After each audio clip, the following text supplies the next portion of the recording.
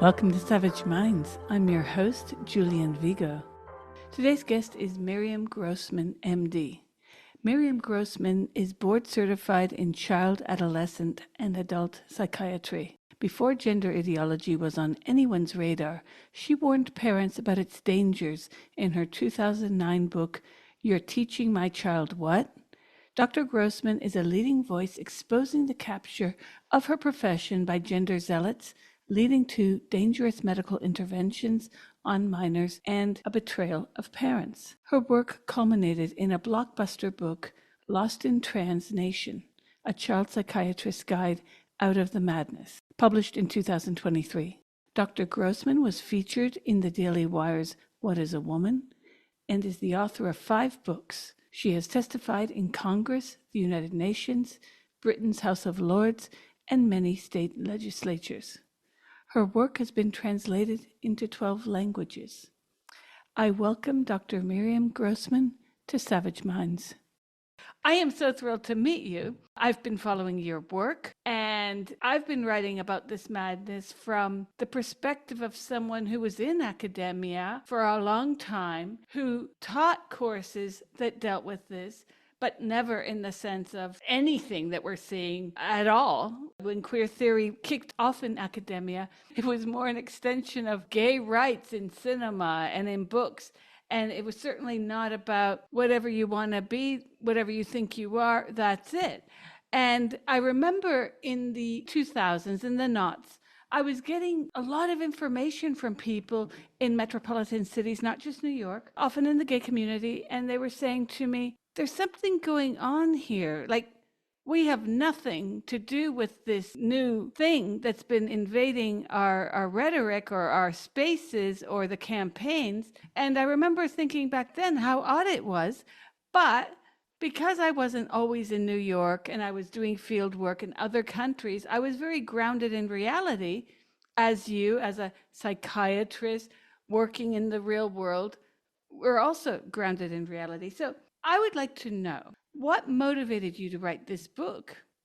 Because obviously your field has been in part trashed because of an ideology coming from mostly outside of it that has attempted to foist upon people in the medical profession this notion that human sex is no longer dimorphic and we can all be Nemo and whatnot. How crazy is this? I wrote my book, it's my 5th book actually, Lost in Trans Nation. And primarily I wrote it to save these very unfortunate, vulnerable kids that have been taken in or, who have been taken in or who may in the future be victims of the cult of transgenderism.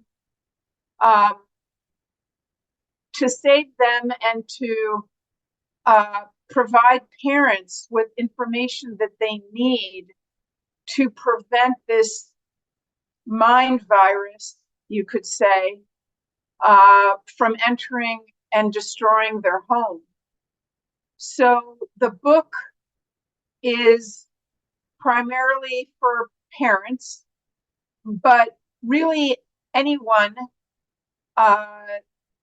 can benefit greatly and be educated by reading it. And you see, one of the major problems that we have today is this huge gap between what people know and what they should know. And that's because so much information is not being provided. So much misinformation is being promoted and pushed at kids and at their parents and at the medical profession and medical providers, mental health providers. And there's just so much that all those people do not know. So a lot is happening due to ignorance. Parents are signing on the dotted line to have their kids medicalized and placed on dangerous medications and surgical interventions not knowing that there's really no evidence, no long-term evidence of benefit of these drastic procedures that will forever change their kids' lives. So parents are being misinformed, misled. They're being told that their child will commit suicide if they are not put on the path of so-called gender-affirming care, which of course means affirming a child's delusion, because nobody can change their sex. Sex is established at conception when the egg and the sperm unite. Sex is permanent. You have either a male or a female embryo, fetus, and child. Yes, there are very rare conditions that exist, but they are medical conditions, genetic or endocrinological conditions in which a child may have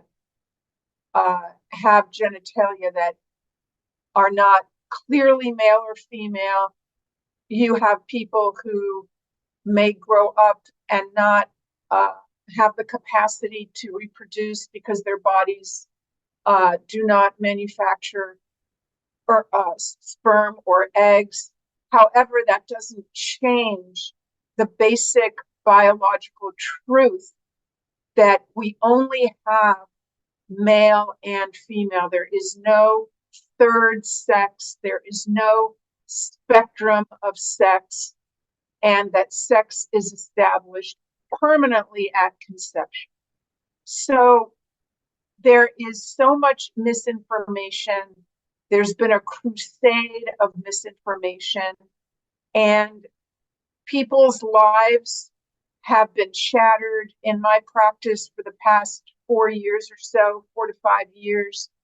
I have been seeing families who have a teenager or a young adult who have distress over being male or female, and I have helped those families sometimes in a major way. Sometimes I have not been able to help so much, but I have witnessed terrible devastation of this ideology and the shattering of lives, including not only the kids that are the victims, but their parents, their siblings, their grandparents, and others in their lives.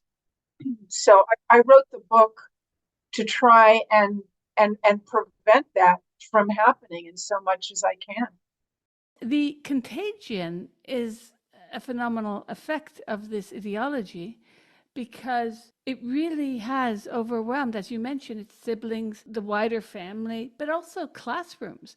There are schools where almost every kid is considering him or herself transgender, in air quotes, and this becomes a domino effect that then demands that teachers are instructed as to what to do and what to say. And as you know, depending on the country or state, parents can actually be not informed as their child leaves home, goes to school, has this other identity, comes back home. And this wields an enormous amount of power. Now, as a psychiatrist, you're dealing with this crossroads of where the sociological meets the medical, or should we say, in air quotes, medical, because so much of this is pure scientific hokum, right? As I always say to people, well, if you really want to be a woman, go out and work for half the salary, or go out and, I mean, there's all kinds of things that, take a mop and clean my house. Your first chapter deals, in fact, with this with John Money, but how is it that scientists back in the mid-century decided we're going to give these men estrogen and that fixes it? This is insane to me. It's sort of like making a recipe out of stereotype. Well, yes, of course it is based on stereotypes, very much so.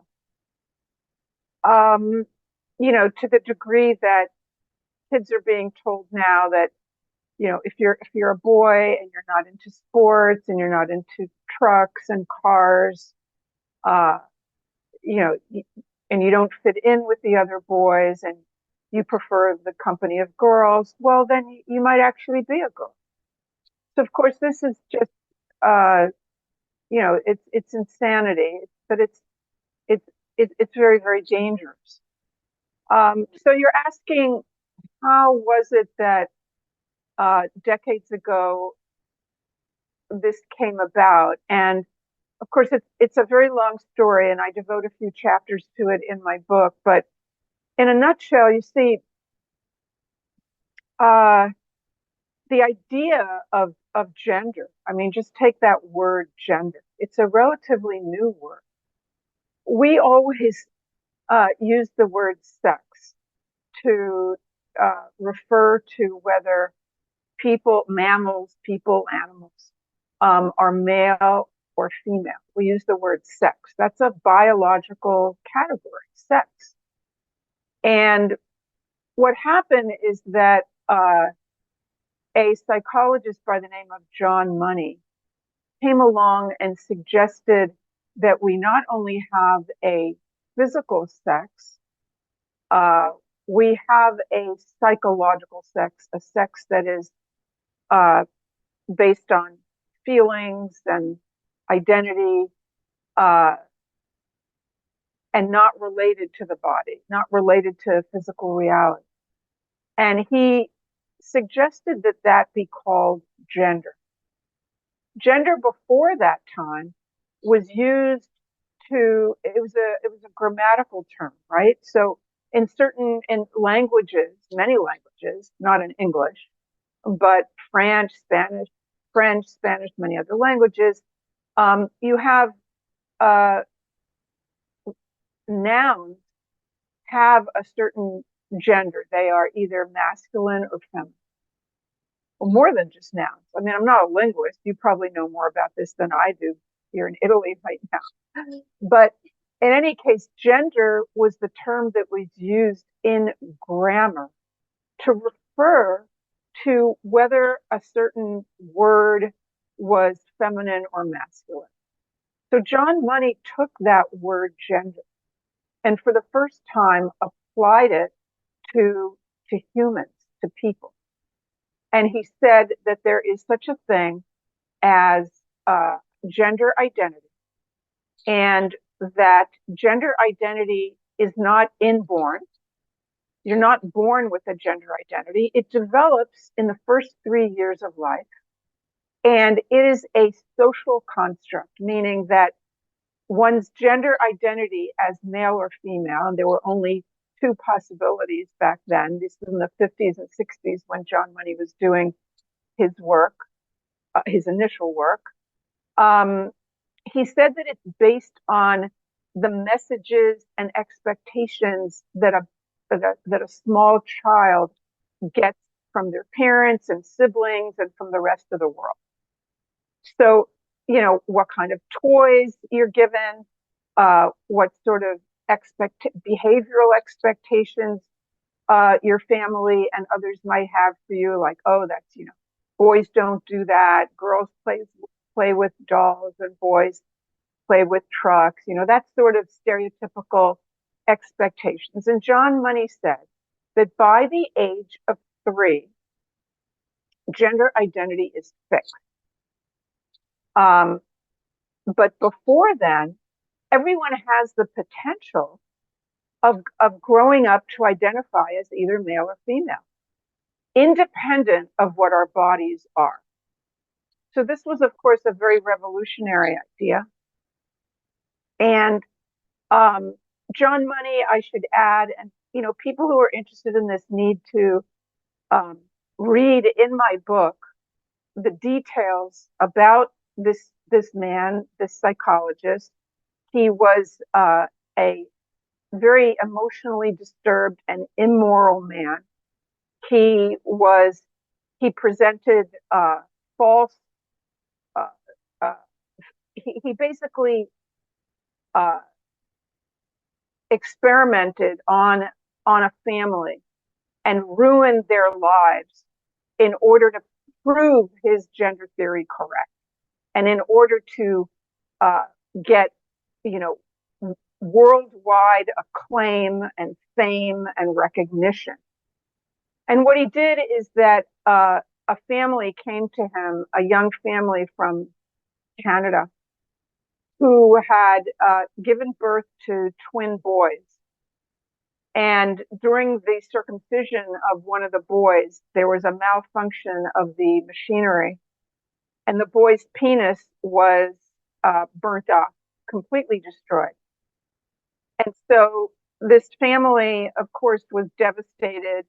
The parents had no idea what to do.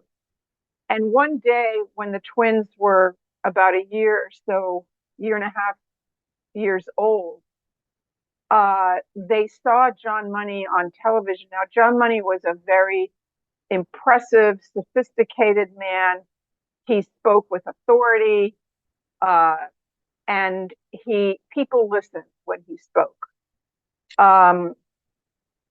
Much like the gender experts of today, who speak with authority, who say things and present them as if they are established facts, when they are not. They're simply not. For example, they say that gender-affirming care is life-saving. Gender-affirming care is necessary medical care for these young people. There's no evidence. There's evidence to the contrary. There's evidence that that's false. But getting back to John Money, this family, the Reimer family, felt when they saw John Money talking about how a boy could be raised as a girl successfully, thought that he was the answer to their prayers.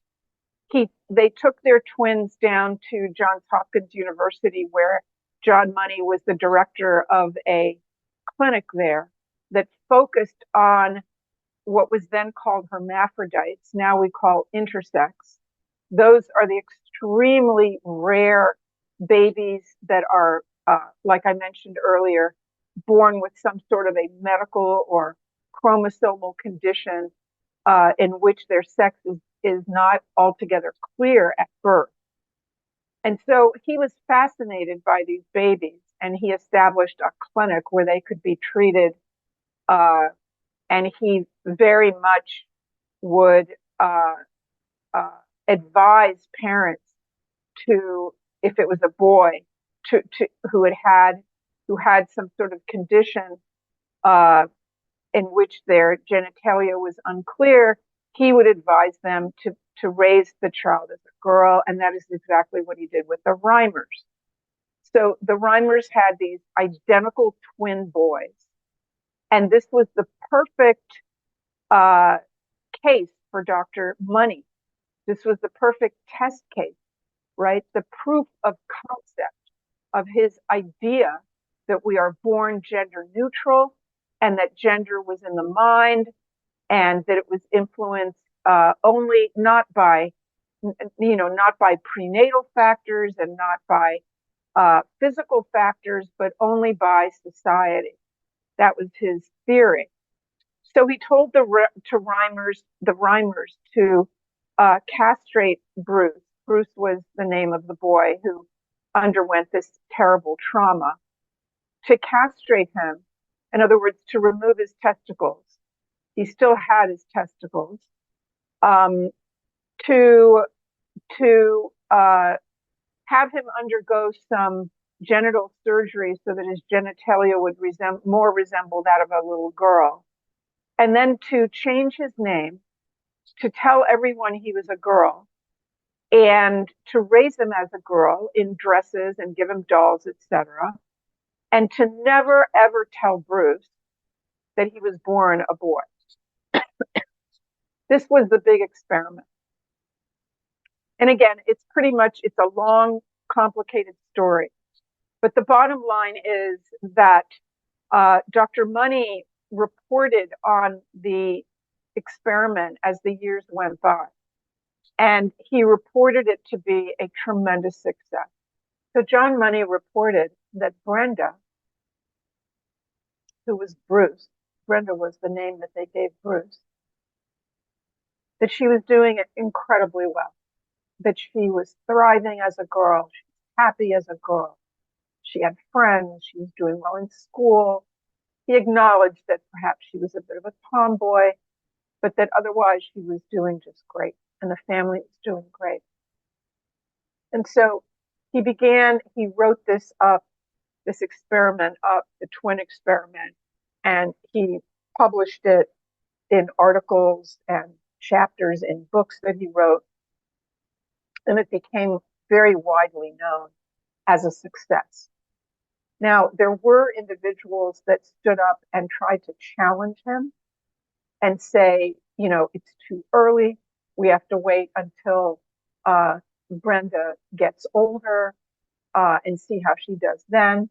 But he would, being the tyrannical kind of individual that he was and the egotistical person that he was, he made sure that it was, he tried to get those opposing views squashed so that they would not come out.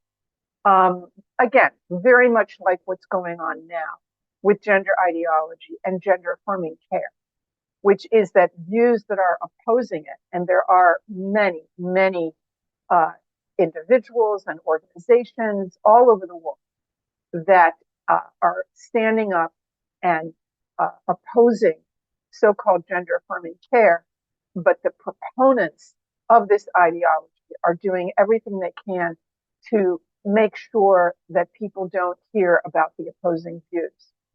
So getting back to the twins, the truth was that Brenda was not doing well, that Brenda never accepted her girl identity. She fought against it. She tore off, didn't want to wear her dresses. She preferred her brother's toys. She was extremely masculine in the way that she walked and talked, to the degree that kids at school called her cave woman and made fun of her. She was an outcast. She did not have friends. She didn't fit in with the girls. And she was miserable.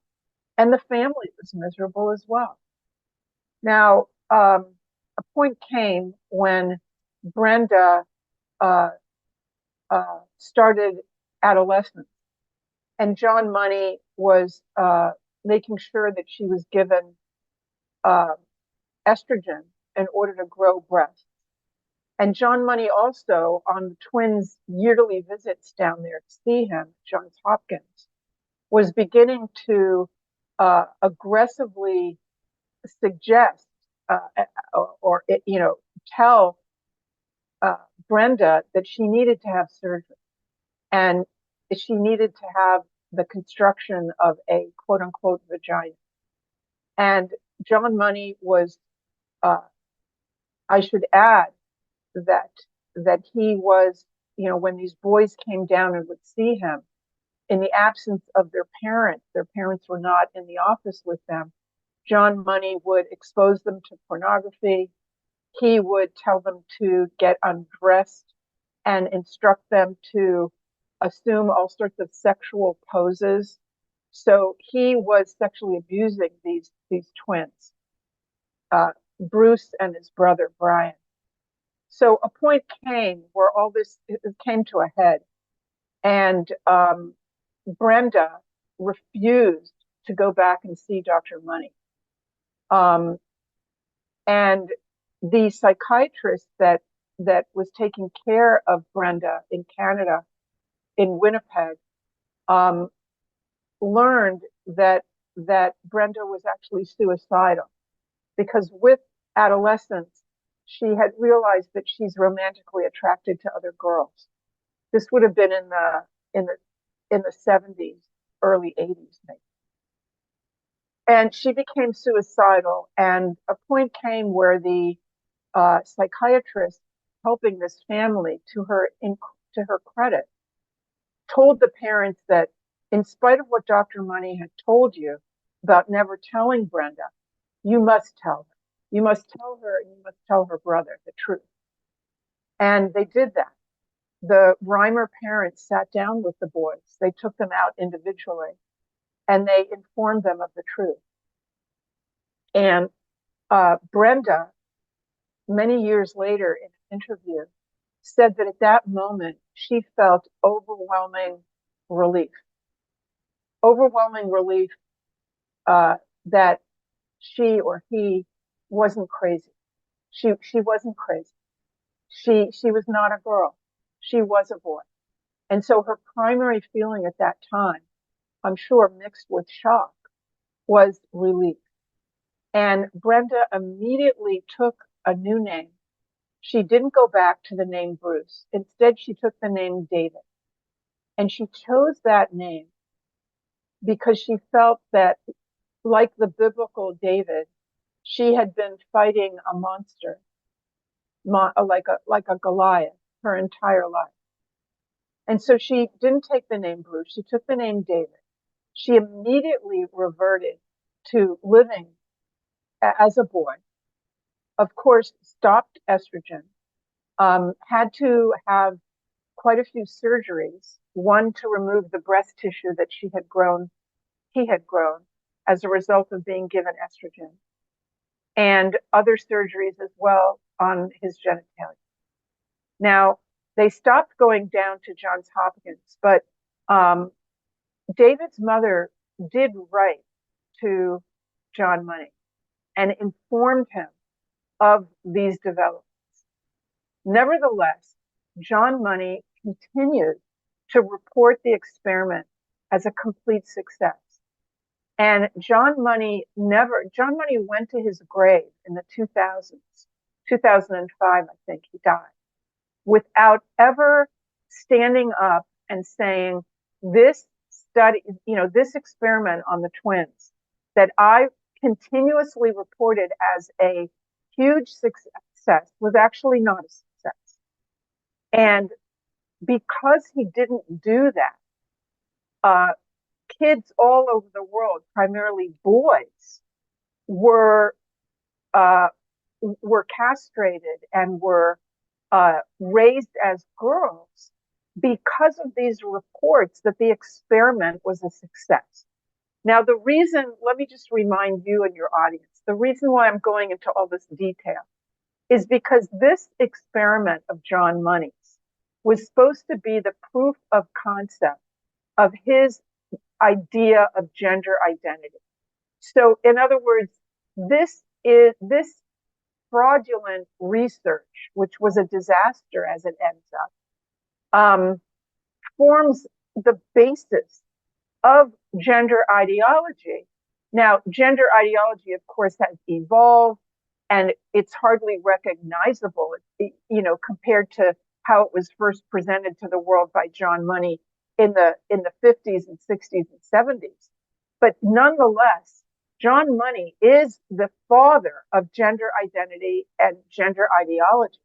And this was his proof of concept study. And P.S., these boys were so damaged by this individual, this evil individual, that they both ended up, well, David, although he did much better for a while, and he ended up marrying a woman and adopting her 3 kids. Nevertheless, he was so damaged by this entire ordeal that he ended up committing suicide in his 30s. And that was a few years after his brother had died of a drug overdose. So this is a family that was shattered by this experience. Nevertheless, this theory and this ideology about gender being completely divorced from biology went on to become, I should say, institutionalized or canonized, I would say, almost like a religion within many fields, psychology, sociology, within the academia, of course, within gender studies. And that's, in a nutshell, how we got to today. So I want people to understand that at the bottom of this is fraud. This is the John money is one example of the fraud. There's many examples I give in my book. Every chapter is about another aspect of the fraud. Fraud being fraud is the misinformation, supplying misinformation that leads to significant harm. And so I consider all of this whole gender ideology and so-called gender-affirming care to be fraudulent. You're listening to Savage Minds, and we hope you're enjoying the show. Please consider subscribing. We don't accept any money from corporate or commercial sponsors, and we depend upon listeners and readers just like you. Now, back to our show.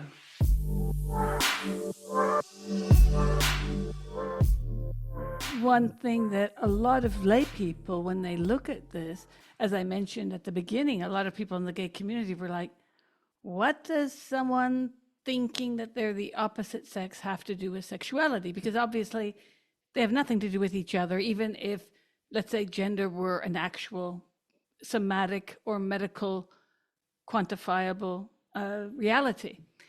And a lot of lay people are seeing this. You don't have to have a degree in medicine to see that people don't change sex, that humans are sexually dimorphic.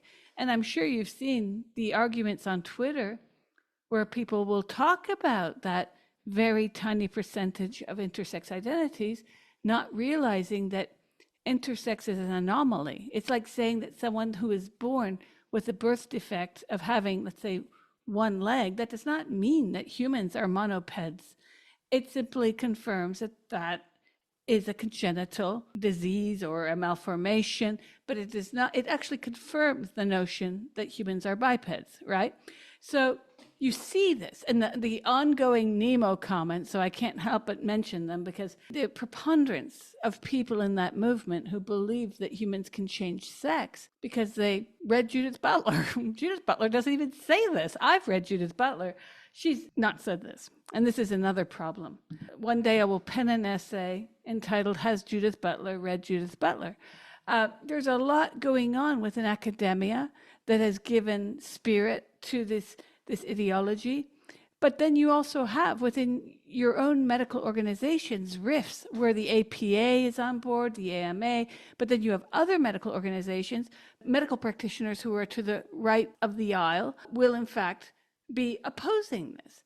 And that, of course, throws a wrench into the discussion for some people, as I'm sure you've seen this. Oh, I've been told this. I published many articles with the Heritage Foundation, but how could you, they've done, and the right wing, blah, blah, blah. And I'm like, we're in a pickle if we have to rely on left-wing media, because left-wing media, anything even neoliberal, they're out there banging the drum of anti-science hokum.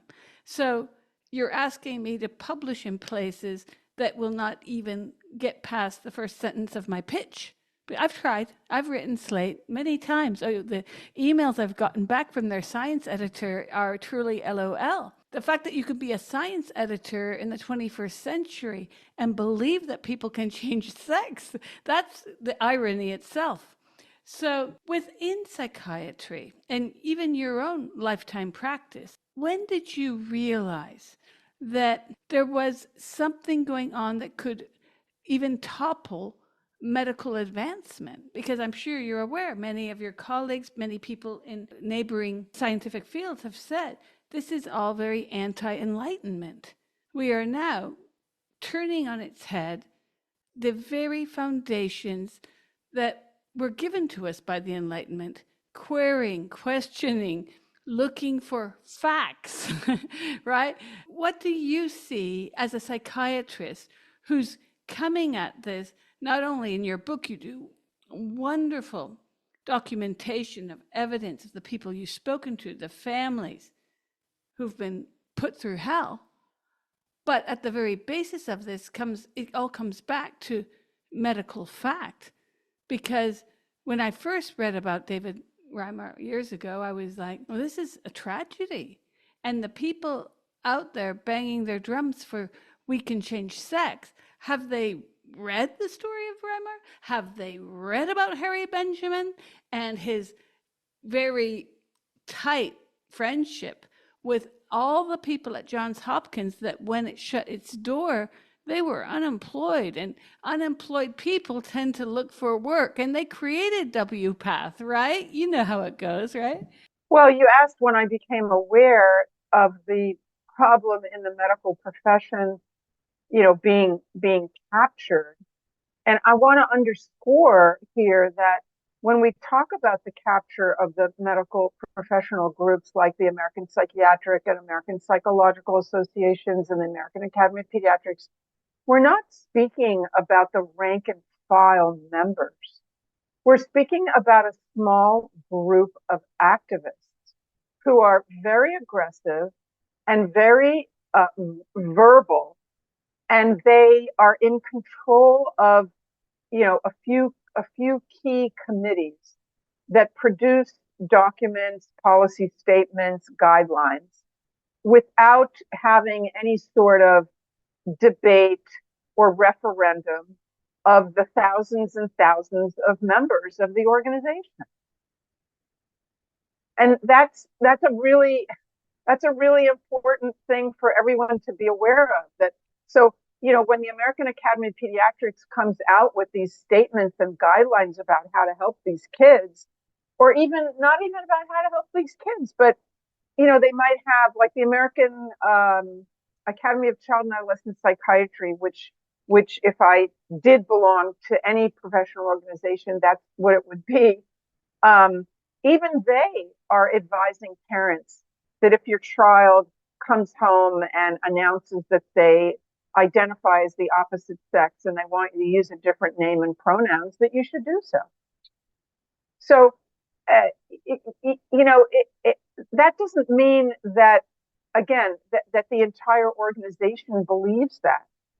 All it means is that the individuals who are in control of what gets put out by the organization, are pushing that agenda. But that's another thing that parents don't know, and another reason why I wrote my book. Because if you simply go to your pediatrician, who probably is unaware of the fact that her or his professional organization has been hijacked and captured by gender zealots, I call them, she or he is unaware of that. And so if you sit down with your pediatrician and say, hey, my 10-year-old boy says he's a girl and wants me to call him by a different name and pronouns, what should I do? She's going to think to herself, well, I have a professional organization and I trust them. And this is what they say to do. So there must be really, really good evidence behind that. And that's what I'm going to advise this family. But there isn't good evidence behind it. To the contrary, the evidence says that we should, the evidence says, and we have a new report that came out about 2 months ago from Britain, the most comprehensive, the most excellent, thorough report on gender affirming care that has ever been done. It's called the Cass Review. It's almost 400 pages long. It reviewed hundreds of articles and thousands of kids who were treated with gender affirming care all over the world. And one of the conclusions, there's many conclusions and recommendations, but one of them is that when it comes to the new name and pronouns, we have to understand that is a very serious step. And it should be undertaken with tremendous caution and only under the supervision of a professional. Whereas what we're doing, at least here in the US, like I said, the American Academy of Child and Adolescent Psychiatry, if you go on their website and you go to part of their website called Facts for Families, and you go to the document called transgender and gender diverse youth, you'll see that parents are advised to immediately rubber stamp the new identity. So you see, Julian, we have a very big problem here. And my book is the solution to the problem. And I urge everybody listening, it doesn't matter if you have a child, who's a newborn, or a child who's 10, or an adult child, or you don't have any children, but you're impacted by this anyway, because everyone is impacted, not just children and families. Everyone is. You have to know what this is all about. You have to be educated and hear the other side of it. And you have to learn the history of these ideas, the history of all the fraud that's behind this, and the dangers of these medical interventions that kids now can, in many places, walk into a Planned Parenthood and, or a gender affirming clinic, and at the first or second visit, get hormones that will permanently disfigure your body, permanently. And also raise risks for liver, kidney, heart. Yes. I mean, this is never discussed. This is what kills me about a lot of these pro-trans media outlets. You never see any kind of rendering of what could be posed as a danger. Like you say, taking these hormones is not like tap on, tap off. And the kids are, of course, the most vulnerable because they're the ones who are getting it from everywhere. Peer pressure. Then their teachers, they don't realize this, of course, their teachers are being pressured to echo them, even if the teacher doesn't want to. How many teachers have I spoken to for stories who've been fired? And then beyond that, you have the parents. You know of the cases where parents are in a divorce, and the parent who's saying no to these kinds of treatments may risk never seeing his or her child again. And this is insane. I've talked to so many parents in these situations. And then when you think of how this all came about, I mean, there was a story written not so long ago in The Critic, All Roads Lead to W Path. I don't know if you read that, but the writer tells a story about how Harry Benjamin became very obsessed with transsexuality in the 50s and 60s, treated a woman who thought she was a man, and this woman happened to be a very wealthy heiress who funded for decades Benjamin's work, even helping to set up clinics. And the theory of this writer is that we may never have seen the gender movement had it not been for this woman funding Benjamin's work. And then when Johns Hopkins shut its doors, I believe it was 1978, all these specialists were not told to, okay, let's move on. We've seen the reason why Johns Hopkins closed its doors is because they had no positive information that what they were doing was being transformative in a healthy way in people's lives. Basically, that what they were doing was nothing, okay? It wasn't actually making a dent positively in these patients' lives.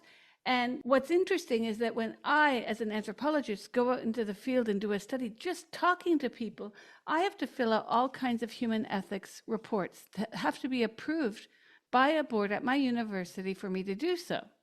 Yet, under the guise of progressivity, WPATH, which is an organization that I think ought to have been disbanded years ago, is able to come out with this kind of faux scientific reports that lend, of course, to the public believing that this is not only a real organization, but that what they are doing is advancing, quote unquote, gender medicine.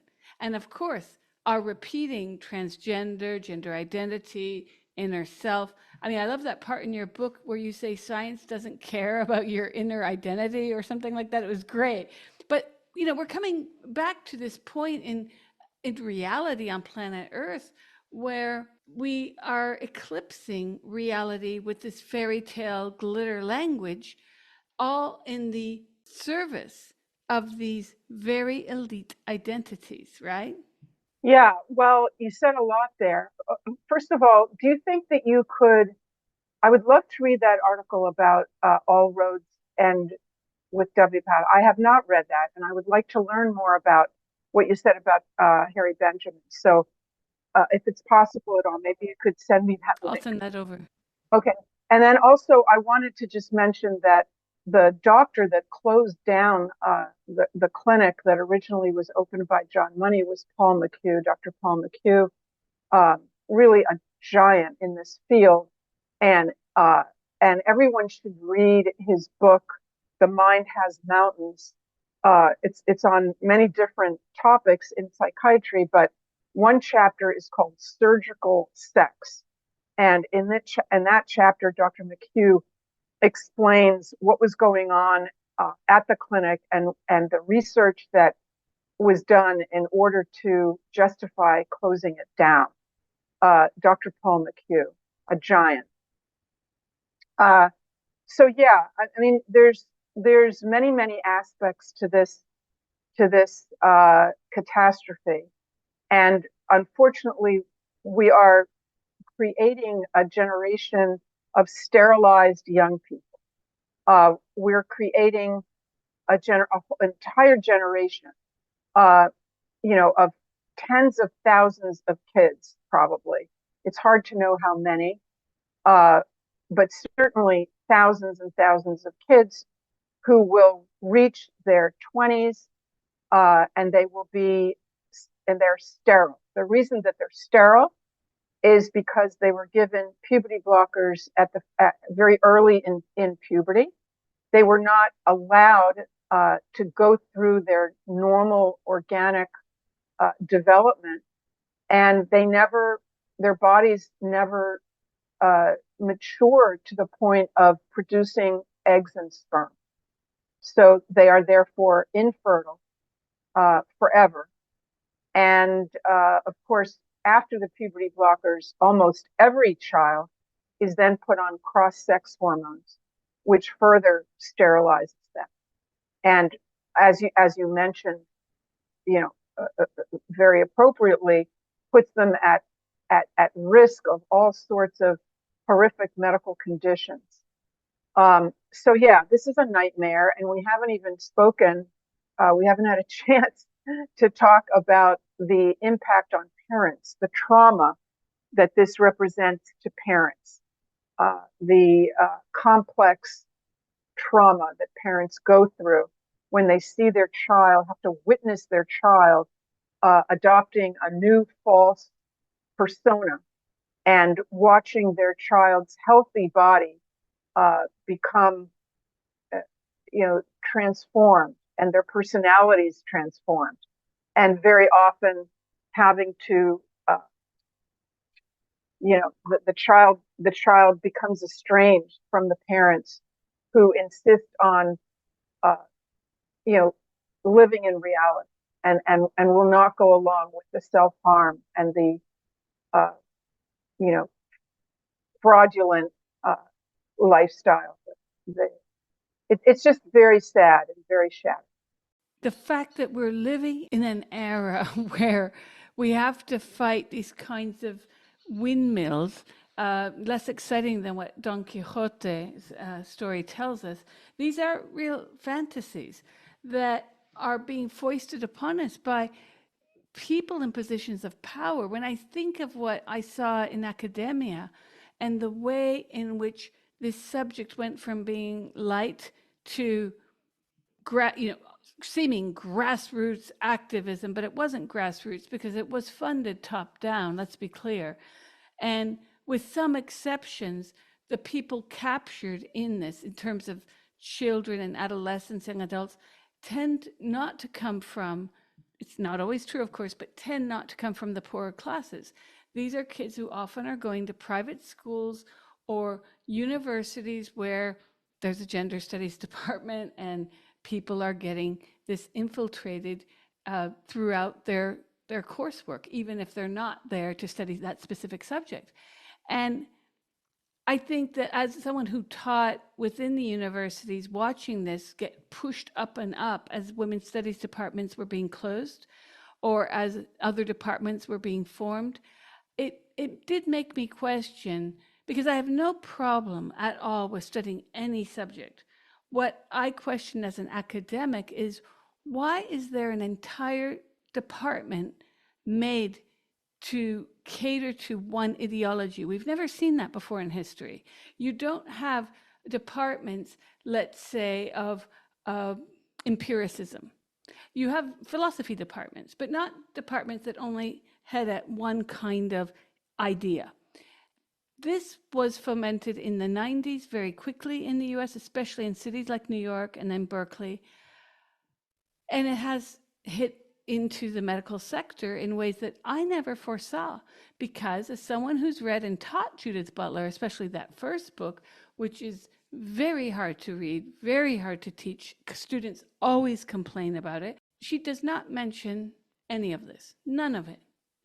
And my questions then, as a writer and also as a scholar, but as a journalist, I began to wonder, where was that leap made? Who leapt from Butler not mentioning anything about these surgeries to somehow she's the mother of transgender ideology or one of them? And how is it that this has become something embraced by that demographic of people under a certain age, which today might be 35? So many people captured, especially within the then what we used to call the gay and lesbian community, but now so many letters. I don't know if you know Magdalene Burns, but she used to say McQWERTY, you know, the keyboard layout, because basically it's every other letter in the alphabet. And it's not even LGBT. There's so many other letters that I'm leaving out. And here we are now, years after the siege of public spaces, social media spaces, where people are afraid to go to work and not wear their pronoun badges because they might get an email from their boss saying, you didn't wear your pronoun badge today. We're really living in a crazy world. People have described it as Orwellian, Miriam, where people who are also educated, also in positions of power, are being cattle prodded into submission to this ideology lest they lose their jobs, right? And when you began earlier talking about gender versus sex, I came back to New York years ago to visit some friends in Woodstock, and my friend's wife is a psychiatrist, and we were in the car driving back to Woodstock, and I said something about sex, and my friend Marilyn said, no, it's gender. And I said, well, no, it's sex.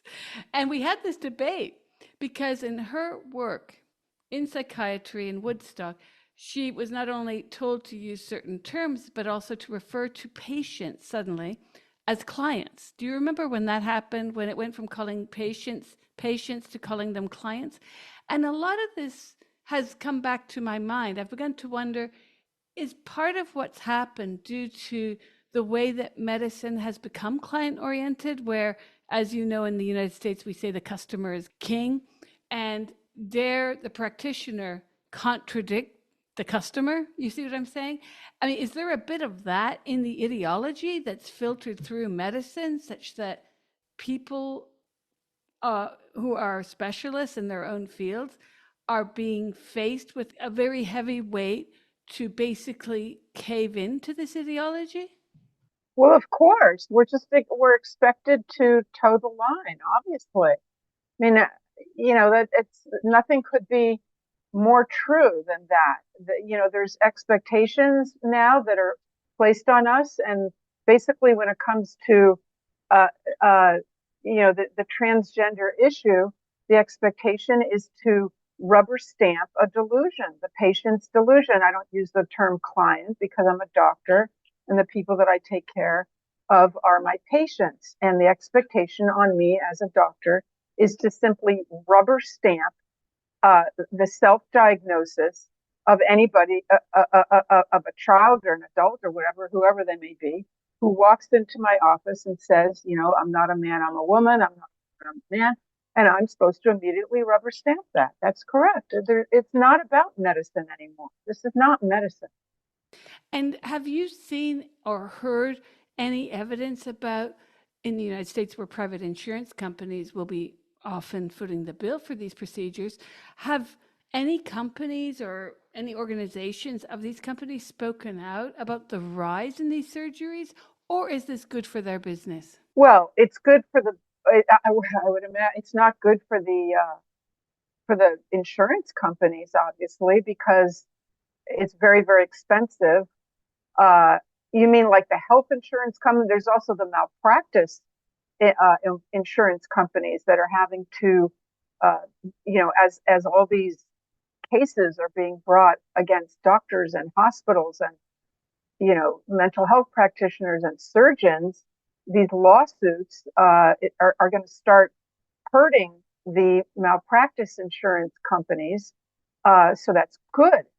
But in terms of who's benefiting from it, but from what I understand, every child that is put on puberty blockers and then for the rest of their lives are going to be on cross-sex hormones, that right there, without any surgeries at all, represents $1 million of profit for the drug companies. So there's huge, huge amounts of money, millions and millions, and we're into the billions, a few years from now, of profit that's going to be made. And that's not even saying anything of the assisted reproductive techniques that are going to be needed for these kids who, as they get into their 20s and 30s, and they realize, hey, I actually would like to have a child. I would like to try and have a biological child, or at least, we're just, the money, it's just skyrocketing. The amount of money that's going to be going into the biotech field due to the whole gender ideology. In terms of where you see this going, we've seen some positive actions in Scandinavia, in the UK with the closing of the Tavistock. More recently, there was somewhat of a waffling by Biden where he made a statement opposing this, but then was pressured to rescind. Where do you see things going in the United States in terms of not just gender, quote unquote, gender affirming medicine for children, but the way this trend is progressing towards medicalisation of a feeling? Well, in my opinion, it's a sinking ship. The medical part of it is a sinking ship. And the changes that we've seen, all the positive developments just in, 6 or 8 months, actually, it's really been astounding. All the developments, the different countries that have come out and, pivoted away from gender affirming care. So I don't see that how it can really go on that much longer because the evidence against it is so formidable. However, the ideology, the teaching of little children that, that they were assigned, quote unquote, as male or female, arbitrarily assigned male or female in the delivery room, and that may be right, that may be wrong, they may be the opposite sex, they may be they may be neither sex, they may be both sex. All of that is going to be much harder to root out because that is baked into our sex education and our educational system and our entertainment system. So I think that's going to be much more difficult. The medical part, I think, is, I hope, and I don't think I'm being falsely optimistic, I think that it is a sinking ship.